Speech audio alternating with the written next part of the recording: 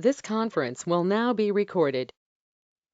Good morning. Welcome to Orteelee's weekly weather for April 9th to April 16th, 2023. The eclipses are coming. The eclipses are coming, which is always very exciting. The skies of change are here. It's going to be wild this week, and we are moving forward very fast because all the planets are zipping along. There are very few planets in air, so it's not necessarily a week for words. It's a week for, oh, wow, that's what's going on in your mind. And you're going to be like, got it. Next. And it's going to kind of just roll with the week. Best way to handle it. It is going to be intense.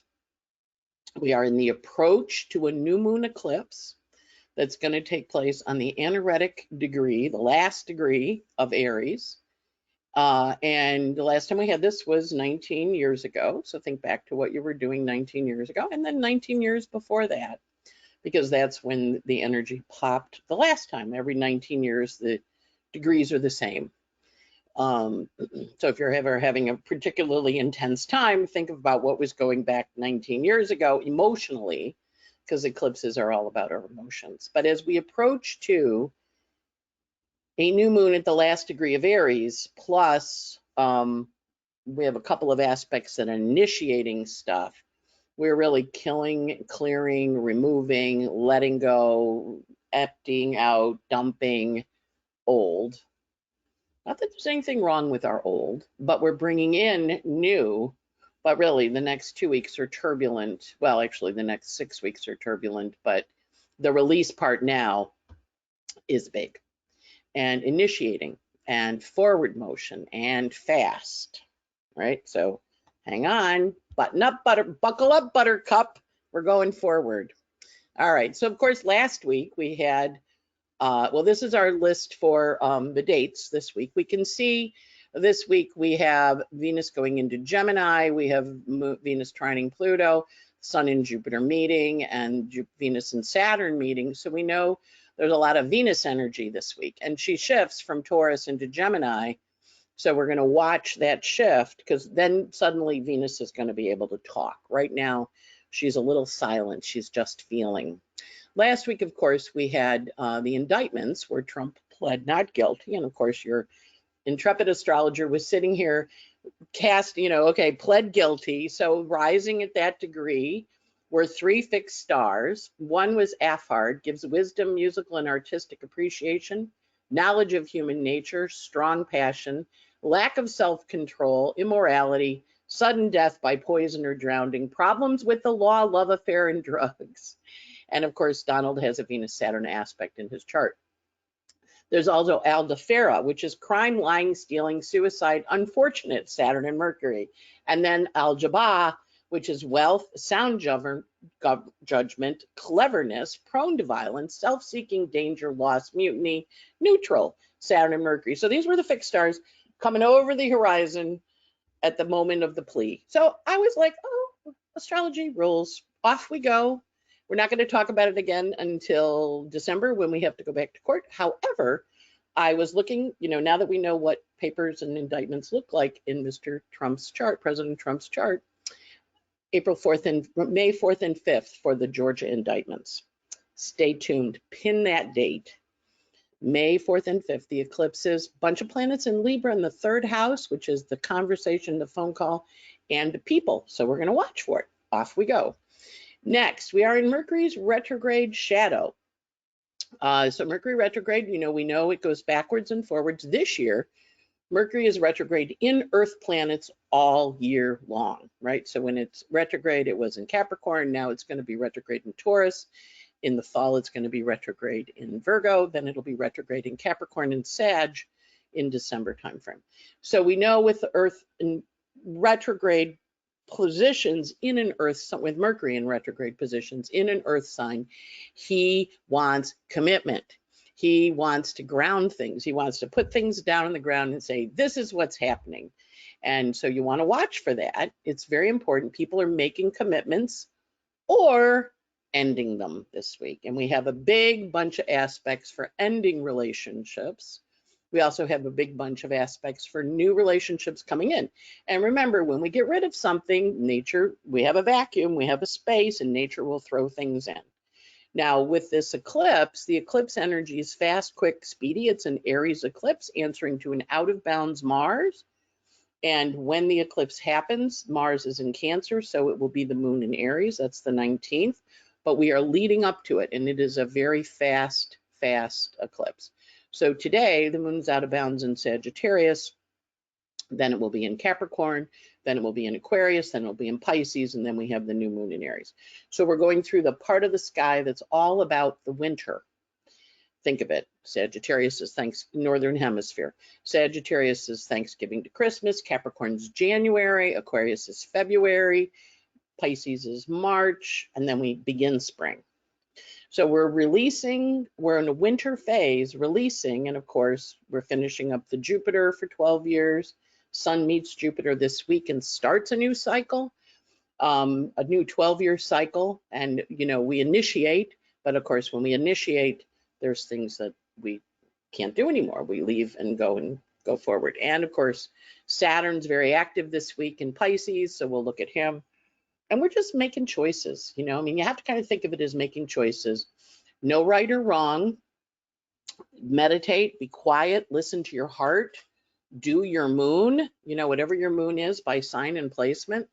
Do that, ground yourself in your moon, and then from the moon, emotionally, you're going to be sitting in a space of, okay, let me understand what my options are, because we have to have our moon feel stable to make decisions. And of course, during the eclipse season, when the sun and moon meet on the node of fate, the moon is not feeling particularly stable. And today she's out of bounds. She'll be out of bounds when she's in Capricorn. So Mars is out of bounds because he's answering to the moon. So it's a very volatile week. And I would, put on your seatbelt. I used to, when I was back in therapy, when I was a little younger, my therapist would say, okay, put on your helmet, put on your shield, got your sword, stand up straight, chin up, you're ready to go. And so that's the energy this week. You're good, you're good. You're going to be fine. But this is a week of really strong energies. And of course, when they're really strong, a lot of times they provoke a response, which is totally cool. And as they provoke that response, we have to make our decisions about what we want to do. And that's part of this week's energy too. So Mercury entered his retrograde shadow last week on the 7th. He doesn't go retrograde until the 24th, but everything from the 7th to the 21st is the stuff you're supposed to be working on and thinking about and coming up with new ideas. And because he's in an earth sign and he's working right now talking to Venus in Taurus, she's going to switch into Gemini. So then he's going to have some more options. And the two of them can be, they're going to be in mutual reception, which means they can swap places. So it's a lot about thinking about your options. And one of the things when I was prepping, I do that daily podcast for folks.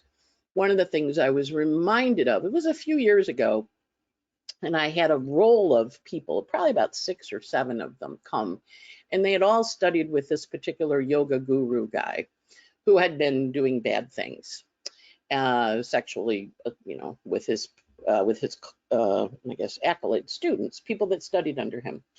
And so it had ruined the yoga for them. And I was like, but you like the yoga. It's not the guy, it's the yoga. I mean, I know you've associated the yoga with the guy, but if you love that yoga, keep doing it. Not about the guy, it's about you doing the yoga. And, it took me a little bit to realize, oh, this is my job with these people, because because by the time the third or the fourth show up, I'm kind of like, oh, there's a trend here. And I need to be a little firmer in how I say things. Like, it's not the guy, it's the event. And a lot of times we associate things with a person rather than something that we love because we did it. And we loved it. And just because the person leaves doesn't mean we can't still love the thing we did, right? Does that make sense? So with this Mercury retrograde, especially this week as Venus shifts into Gemini, I want you to go separate it. Go, this is that, this is this. I still love this. I don't love that. That can go away. This can stay. Separate the wheat from the chaff, right? When they have wheat, where they pull the little things on the end or the wheat. They don't keep the whole stalk. So this is a week of separating things and saying what's good for me to keep and what's not so good for me to keep. Lots of divorce energy in this week ahead. Lots of done with that. Okay, you can be done with it.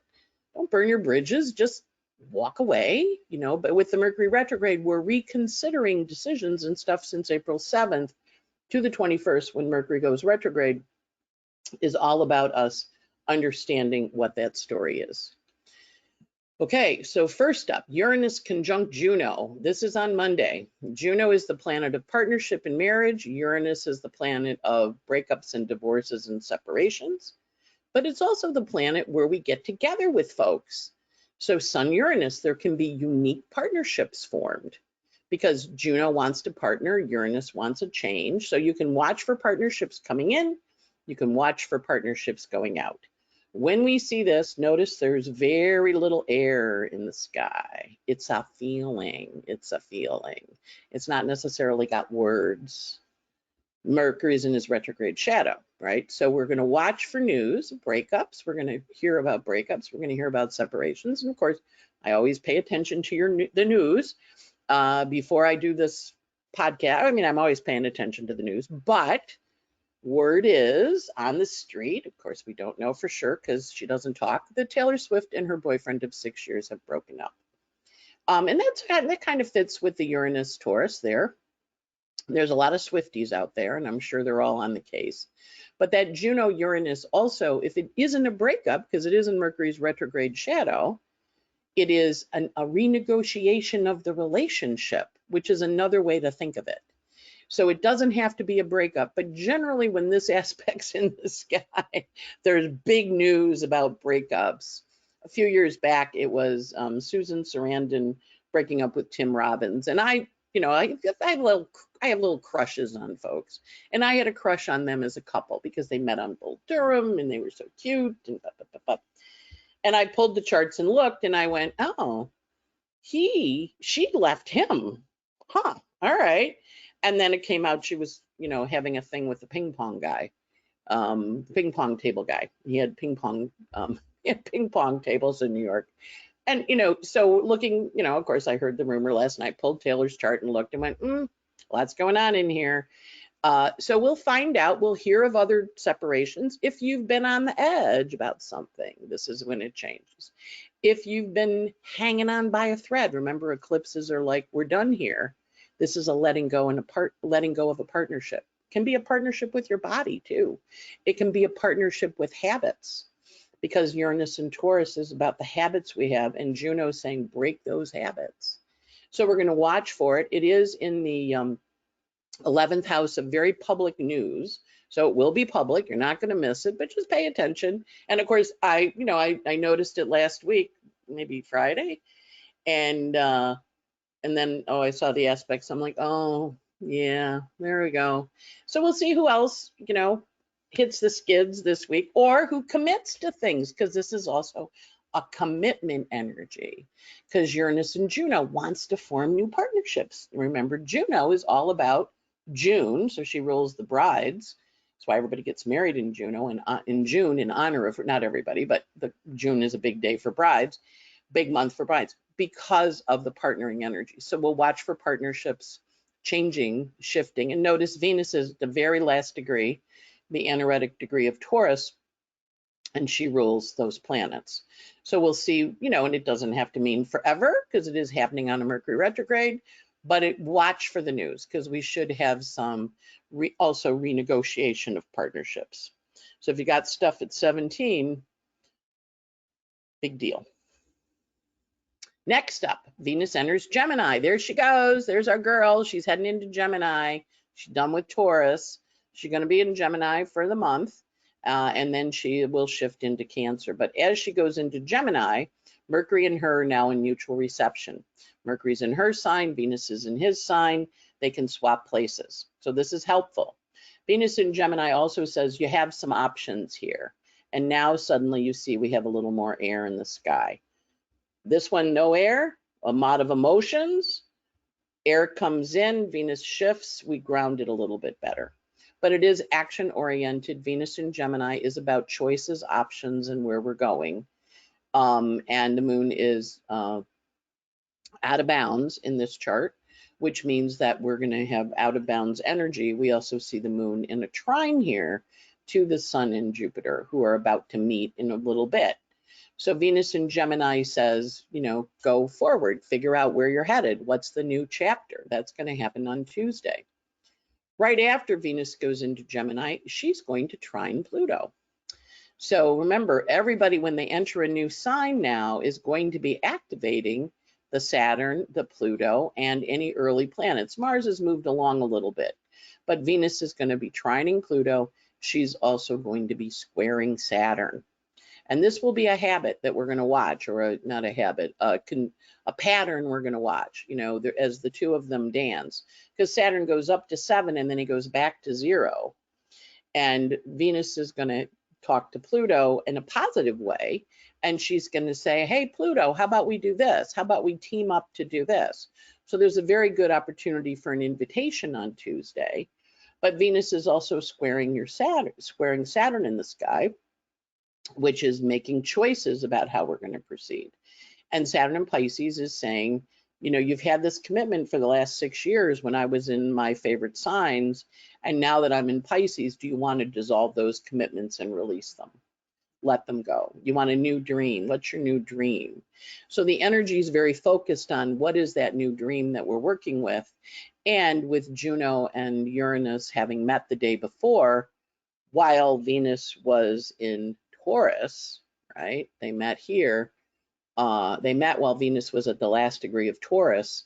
Now Venus is saying to them, okay, so, you know, I've been thinking about it. You know what I'd like to do? And watch for offers that are partial, like I want this and this, or this looks good and that, or with Venus trining Pluto, offers that will come in now, but won't take form until next January 24th, when Pluto gets into Aquarius for good for true for 20 years, right? So kind of watch the energy of what the offers are that arrive, what's appealing to you.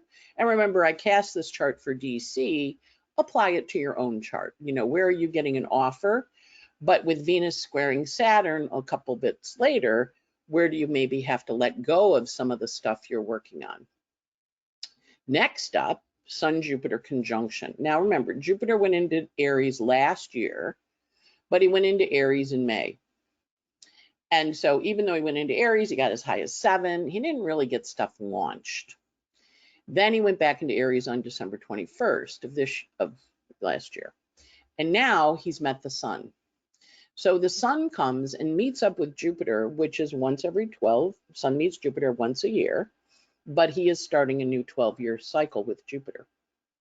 So the sun and Jupiter are piping up and talking, and they're saying, oh, okay, this is what our next chapter is. This is where we're headed next. And that's going to happen on Tuesday also. So we're going to come out of that Venus trine Pluto, and we're going to have an opportunity to move forward. So watch for announcements. Watch for people saying, hey, I want an itchy nose for some reason here. Watch for people saying, hey, how about this? And, you know, consider taking them up on it, because that energy is pretty positive for the most part, in the sense of it's illuminating how you're going to expand over the next 12 years. And you've been thinking about it or talking about it or worrying about it. Now with the sun there, he's come to shine a little light on Jupiter. And Sun-Jupiter has an energy of expansion. It also can be accused of being selfish. So if you say, gee, I want to go do this, and someone says, you're being selfish, you want to go, no, I'm just doing what I want to do. And if you accuse someone of being selfish, just recognize they're not doing what you want them to do, and that's okay. They're supposed to live their life. So it's an interesting energy because it's got this abundance quality to it, but it also has a little bit of sadness, because Mars is in Cancer opposite the moon in Capricorn. And remember, Mars rules that sun in Aries. So Mars rules it, but he answers to the moon in Cap. Or we can say the moon and Mars are in mutual reception. So Mars is happy in Capricorn, he's exalted. Moon is happy in Cancer, she's happy.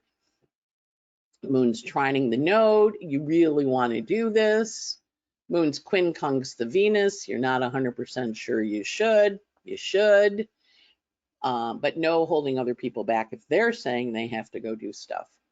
There was a while back when I was in a women's group, we would meet, and when someone would leave the group, they were moving, they were going off, we would have a journeywoman ceremony. We would say goodbye to them. And recently, this last couple days, she's a teacher of mine. I don't know her well, but she was a brilliant teacher, and I love her tarot books. Rachel Pollack passed. The woman who wrote 78 Degrees of Wisdom. I always want to say 72, but it's 78 Degrees of Wisdom, many tarot books. And Rachel's partner, her wife, wrote that they did a hand to heart as she was leaving, and they put their hands on her heart and they told her why they loved her. And I was reminded of those journeywoman ceremonies we would have, where we would, all hold hands and talk and wish the person well as they left. As they left their position to go on to a new one. And of course, I thought this was a great idea. It was a wonderful thing. So at that point, I was teaching at a school, and the vice principal was leaving, and she was leaving because the principal was really difficult. And so we were all in the faculty lounge, and I said, there's this tradition called a journeywoman, and we're sending her off. Maybe we should all sit here and go around the circle and wish her well into the new chapter, right? So everybody goes around the circle and wishes her luck and abundance and love and all that thing.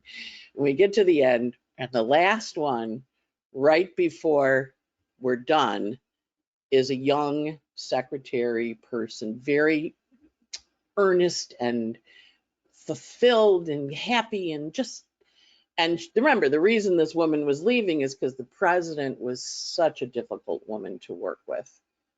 The principal president, it was a career, it was a secretarial training school. So, but anyway, so she turns to her and she goes, "And I hope you get a boss just like Julia in your next job." And all of us went, "Oh my God, no, that's why she's leaving." But this earnest little secretary had no idea that the reason she was leaving was because of the power struggles. So the woman looked at me, the woman that was leaving, Lorraine, looked at me with these huge eyes, and I'm like, "Sorry." It didn't occur to me to warn her. I mean, we wished you well. I mean, she wished you a new boss just like the one you had. Oh, I'm so sorry. So this is very conscious journey wishing. Wish yourself well on this journey. Go, yes, I wish myself well on this journey. And, I don't necessarily want to take that boss energy with me. That's why I'm leaving. So the energy is really passionate, and that's the moon in Capricorn. You leave, you take yourself with you. So, that woman did have a lot of power struggle issues. I'd worked with her a couple of places, and she always was getting into power struggles with her authority figures. So it made sense that she would go to a new job and have a power struggle with whoever the authority figure was there. But when the secretary voiced it, it was like, "Oh, I'm so sorry." But yeah, so that's the energy. Fun, but be careful what you pack in your suitcase and take with you with the Mars Moon opposition. Next up, Venus square Saturn. There we go. Oh no, I didn't mean you to pack that. So Venus in Gemini, square Saturn in Pisces. Remember, when you pack and when you're getting ready to go enter, you put all that stuff in the suitcase, and then you look at it and you go, "I'm not going to wear it," and you pull out stuff and then you put it back in again. Venus square Saturn's like that. So it's an opening square. It's a square of crisis. It's a square of confidence. It's saying, "Are you really happy with this? What do you want to do?" And the answer is, "Yes, I want to do it." Okay, go. If the answer is no, I'm not sure. Okay, no. And notice Venus and the moon are trines, so they're working together, but Venus is square Saturn, so she's asking us to make choices about what we're packing in our luggage, and that aspect happens on Friday the 14th. But we feel it building all week. Next up, Saturn aspecting the nodes of fate, also on Friday. Now, we know when the big guy talks to the nodes, it's a big deal. And he's in the sign of endings, last sign of the zodiac. Pisces is the release, ending, dissolving, drifting away, moving. He's trining the south node, sextiling the north. And he is saying you have to let this stuff go to move forward. Now, I'm a little concerned with this eclipse series coming up because traditionally, under the Jupiter-Saturn conjunction that happens every 20 years, traditionally the person elected in a year ending in a 0, which was Biden, or maybe it was Trump, but I think it was Biden. They have health issues and pass away in office. Reagan got shot, Kennedy got shot, Al Gore got hung by Chads, go back in time, Lincoln got shot. So this eclipse that we had last fall was on Biden's chart pretty strongly. And I'm not loving this for authority figure stuff. Now, it can be other things too, but this Saturn on the south node, trining the south node, and we know we're in eclipse season. We know we're ending this big cycle. We know we're starting a new 248-year cycle with Pluto going into Aquarius. So we're going to watch for some really big changes with the leadership. Might not be Biden, might be Mitch, might be somebody, but we're going to watch because there's a huge shift here in terms of our leaderships and where we're headed, and watch for world leaders because these planets are on world points. Jupiter is, at least. Watch for world leaders to have some problems, and let's see who's here. And also watch for people getting removed from office or from positions or having some health aspects because the health planets are very active in this, or being removed because they don't want to be subservient. Notice Lilith there on the angle. So it's going to be interesting. And of course, we have our Tennessee lawmakers who were voted out of office by this Tennessee supermajority. So this, and the word is they can be put right back in again. So, it's kind of like we voted you out, time out, and the districts can resend them. So we'll see what happens. But this is an energy of departure, but looking at things and saying, what's really going on here? So that energy is pretty potent and pretty strong with that Saturn aspecting that south node. And of course, we are in eclipse season where we know people leave, things change. That's what eclipses do. Eclipse means to rise up. That's one way of looking at it. The other way is eclipse means to let go, to leave. So we're going to watch for this because this is happening right as we're heading towards that new moon in Aries. Next up, Sun conjunct Aries, never a good aspect. This one I've been watching like a hawk. This is usually a school shooting or usually some mass casualty. So we'll watch what happens. It's also legal procedures because the Sun and Jupiter are in the 9th house. So we're going to watch that conjunction, this little guy up here. So the Sun met Jupiter, got all fired up, and now he's coming to Aries, the goddess of discord, change. But also Aries takes on the patriarchy, takes on the existing power structures. And certainly, I don't believe the Tennessee lawmakers realized the kind of kickback they were going to get. In Florida here, we have DeSantis taking on the mouse, and the mouse won right now. And so the energy is, okay, the mouse won, and DeSantis has kind of a nasty Virgo chart. There's good Virgos and bad Virgos, I have to say. I'm a Virgo, and I like to think of myself as a good Virgo. And DeSantis is one of those very sensitive, Virgos. He's got a lot of planets in Virgo, including Mercury, Saturn, so he is very sensitive to insults. And of course, the mouse insulted him. So we'll see what happens. So this can be the mouse too, because the Mercury is in Capricorn, in Taurus, and in its retrograde shadow. So Disney escaped. The mouse escaped. My friend Carol went to Mexico for a few months last summer, and when she came home, she had mice because she lives in Amsterdam. She lives in Netherlands. She lives in Deventer. But anyway, there's this one mouse. She's gotten rid of all the other mice, but there's this one mouse that's really smart. and he doesn't eat the peanut butter, and he doesn't do the stuff. So when I do a call with her every week, we check in with each other, and she's on the phone with the exterminator. Look, this is a really smart mouse. Like, we have to figure out what to do with the mouse. So this is very smart mouse energy, very smart animal energy too. So we can often expect with this kind of thing to see an animal stepping forward it's an interesting aspect where an animal steps forward and says, I'm going to help, or I'm going to save a situation, or I'm going to do something. So we'll watch what happens here in terms of that Sun-Aries conjunction, but also that really smart mouse, whether it's Bob Iger running Disney, or it's the mouse in Carol's house that is too smart to get caught, but poops on her stairs. So the energy is very strong with the Sun-Aries, and you may find you're like really annoyed, or someone is really annoyed at you, and that's the Sun-Aries Jupiter. So we're going to watch that. We know that that's up, and we're in the mood to have a rah, rah, rah, rah. It also is quincunx, our little series here in Virgo, which offers us an opportunity to think about things in a different way. And Ceres is opposite the Neptune, which asks us to look at some of the things we've been saying we want, and then really go, yes, that's something I do want, or maybe I want to shift it, right? Because sometimes we have a dream, and it was a dream, but it wasn't it came true, but it didn't come true in quite the way we thought. Right? And so this is that energy, like that was my dream, but I don't really like it. Okay, well, you don't have to keep it. Just because it was your dream, you can give it back. You can change it up. But this is also a week, this is also an energy on Friday where you can be very cantankerous and argue and fight, because this is a fighting energy. Next up, Venus enters Vesta, rather, home and hearth, enters Taurus. There's our girl up there in Taurus. And of course, whenever a planet enters a new sign, it's going to have an aspect to Pluto and an aspect to Saturn. That's the way it works, because they're entering the new sign, and they run into those two guys as the guards.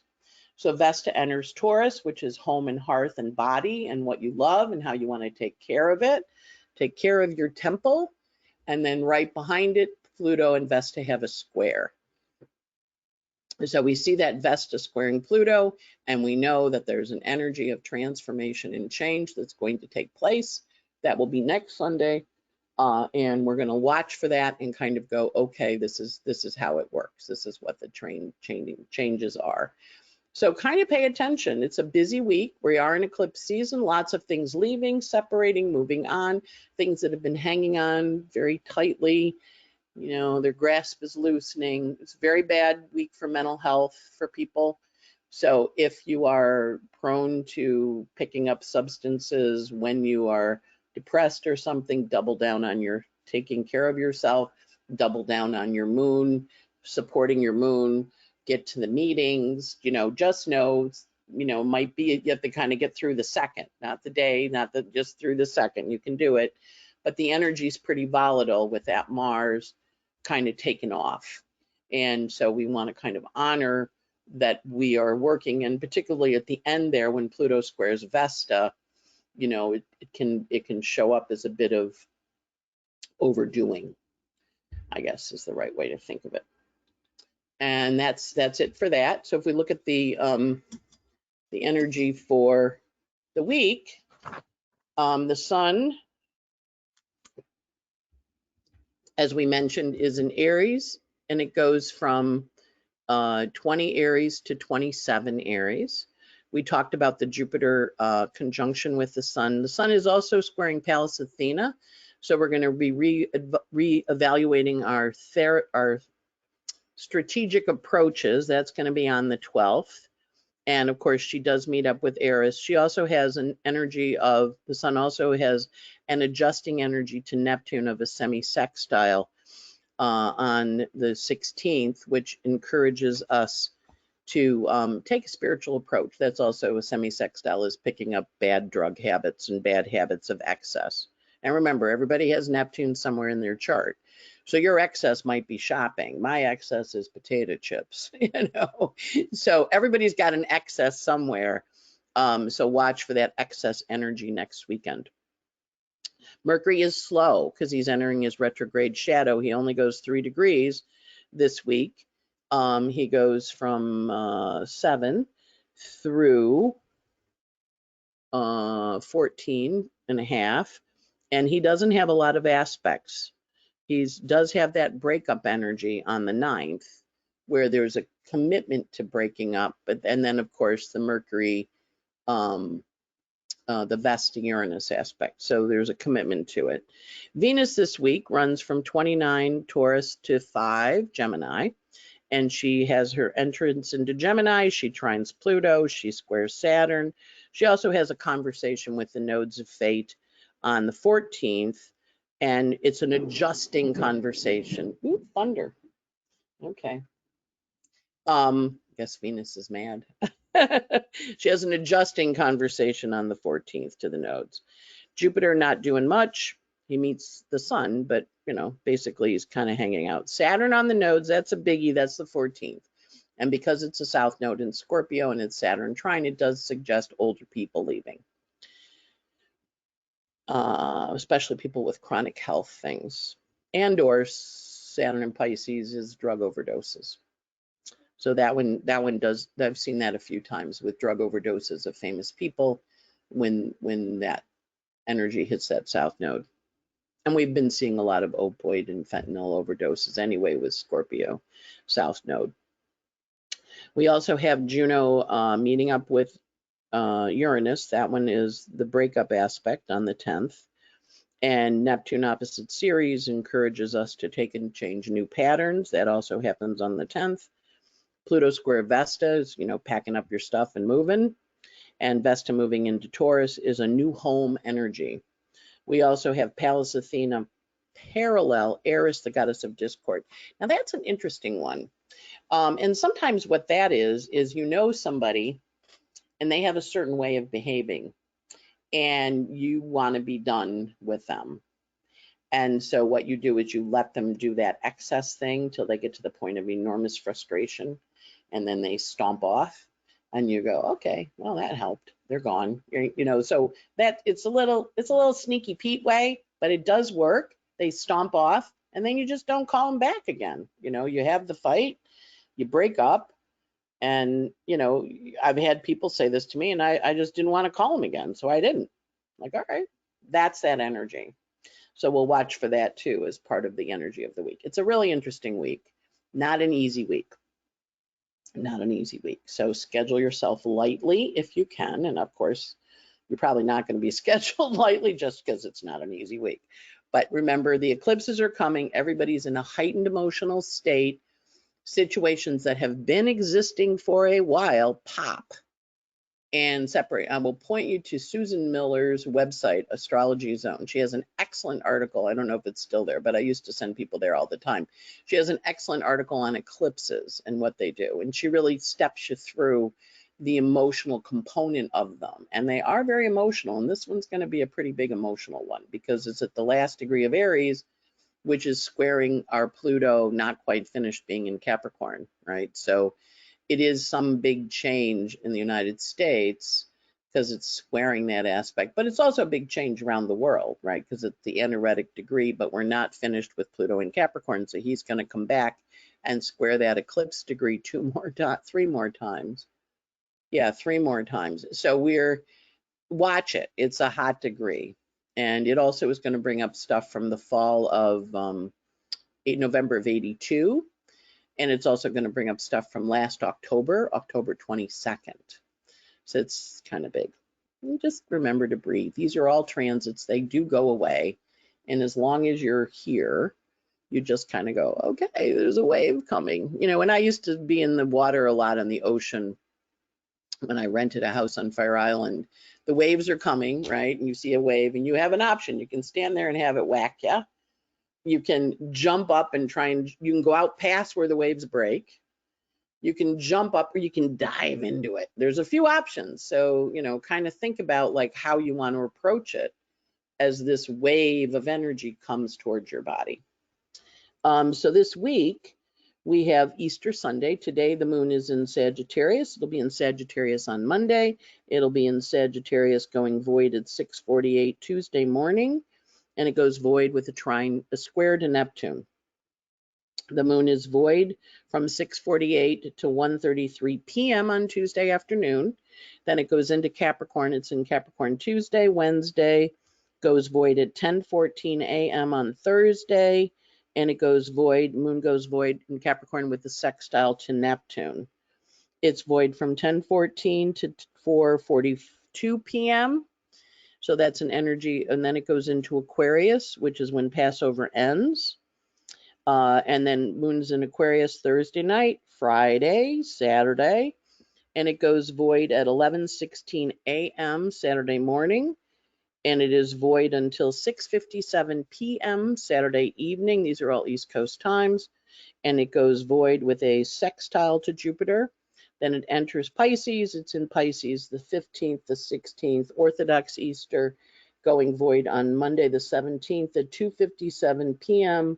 with a conjunction to Neptune. So basically, the moons have reasonable closing aspects all week, which is good, because when they have hard closing aspects combined with this stuff, it's much more shocking, right? But and the universe just made the thunder crash, affirming what I just said. Difficult days this week. Monday, a lot of adjusting, but the flow is there. Tuesday's reasonable, but it's intense. Wednesday's reasonable. Thursday's difficult. Thursday the 13th is difficult. Friday the 14th, very difficult. The 15th and 16th, relieved. And that's the week. And then next week we have the eclipse. So off you go. Hopefully that gives you some ideas about how to work with the energy. We are going to have a new moon eclipse next week. It's not going to be on Tuesday the 19th. It'll be on the 18th, because I've got to fly to Nashville on the 19th, and I'm hoping to be in Grand Ole Opry or something like that. A couple of stars, feel free to sign up. It is $17 a month, and you get a podcast. You get a list of the aspects that get the ones that get posted on Twitter. Sometimes they're a little longer in this than on the ones on Twitter, because it has a limit, and often a song for the day to help you process emotionally. My little Pisces moon loves those songs for the day, and how we work with the energy productively. Intentions workshops still out there. There are classes out there too on my website. You can go find them. I'm going to be offering a summer school class, which I'm in process of putting up. Time for Technique next weekend is the conference for that. It's an excellent conference, great astrologers teaching you techniques on predictive work and how to work with them. Our spring conference, April 21st through the 23rd. And then, of course, NORWAC, the wonderful conference that Lauren Nalbandian hosts out in Seattle. That starts May 25th to the 29th. I'll be there teaching.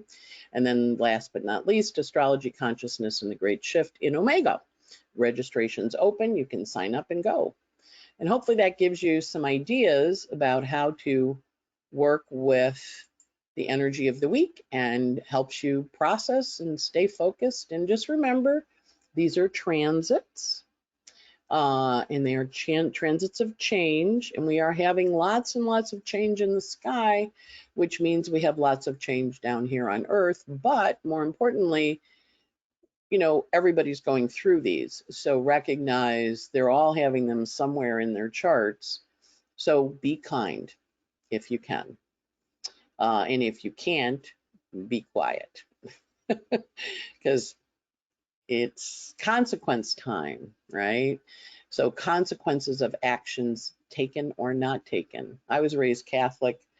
There's sins of omission and commission. Where you omit doing something, when you commit to doing something, they both count, and this is when the consequences come home. So off we go. Wishing you a great week and a lovely, lovely eclipse season. And happy Easter if it's this week, or next week if you're Greek Orthodox. But it also, happy Passover. I don't think Passover is a happy holiday though. Good Passover, I don't know, blessed Passover, whatever you're supposed to say. So off you go. Have a good one. And spring is here. Yay. Watch for bunnies. Bye.